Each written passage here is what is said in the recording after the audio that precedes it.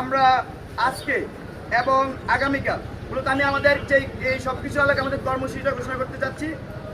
আমাদের এই সকল বাস্তবতাকে সামনে রেখে আমরা আজকে এবং আগামীকাল শিক্ষার্থীদের মতামত নেওয়ার প্রক্রিয়ার অংশ হিসেবে জনমত জরিপ ও সদস্য আহ্বান কর্মসূচি ঘোষণা করছি। আজকে অনলাইনে এবং আগামীকাল অনলাইন এবং অফলাইনে আমরা ঢাকা বিশ্ববিদ্যালয় সহ বাংলাদেশের বিভিন্ন শিক্ষা প্রতিষ্ঠানে এই কার্যক্রম পরিচালনা করব।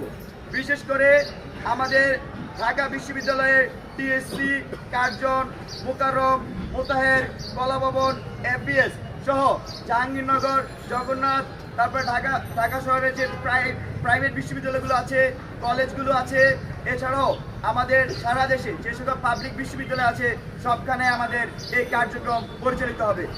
আর মাদ্রাসাগুলোতে আমাদের এই কার্যক্রম পরিচালিত হবে।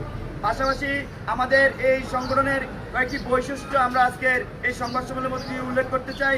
তার মধ্যে আমাদের এই ছাত্র সংগঠন কখনোই লেজুর ভিত্তিক ছাত্র রাজনীতি তারা করবে না। আমাদের এই ছাত্র সংগঠন একটি স্বতন্ত্র ছাত্র সংগঠন হিসেবে আত্মপ্রকাশ করবে। আর আত্মপ্রকাশের যে তারিখ সেটা আমরা এখনো নির্ধারণ করিনি। আমরা এই জনমত জরিপ এবং আমাদের যে চলমান কর্মসূচি, এই কর্মসূচির উপর ভিত্তি করে আমরা আমাদের আত্মপ্রকাশের নির্ধারিত টাইম আপনাদেরকে জানিয়ে দেওয়া হবে।